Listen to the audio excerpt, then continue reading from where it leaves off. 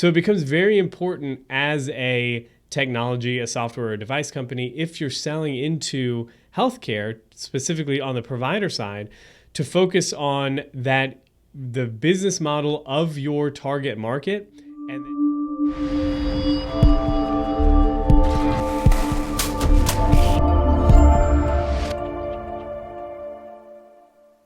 was talking to somebody the other day, and I know I mentioned this on LinkedIn, maybe yesterday, about this whole idea of hybrid models of care and technology in healthcare, and the fact that, especially just my insights being on somebody that was on a licensed a regulatory board, state regulatory agency for 8-9 years, the fact that healthcare as a regulatory body, even the way we pay for it, the payment models are way, way behind the technology that we've developed. That some of the tools, the technologies, the communications, the way we can deliver service, so the method of service delivery, is so far ahead of where our regulatory and payment models are that it's very difficult to find or to take a healthcare technology of any kind, really, on the provider side and draw a clear and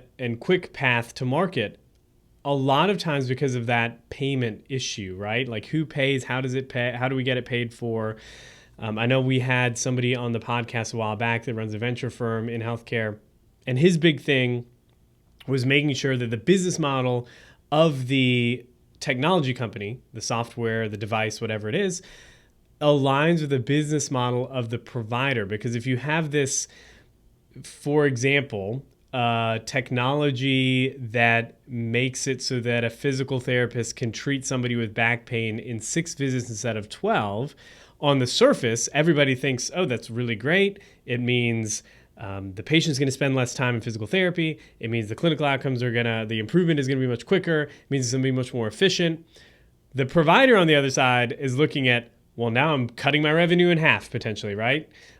Just because the reality is maybe they could see double the patients and the revenue wouldn't drop at all, but you still have to get over that initial hurdle. So in my mind, when we talk about hybrid models of care, we are talking about delivering the right care at the right time to the patient, to the right patient, right care, right time, right patient, right model of delivery. We need to do it in a way that is not perceived by healthcare providers as cutting them out of the equation or limiting them in the equation. And it needs to align with the business model, the monetary or the monetization scheme, if you would, at that provider organization.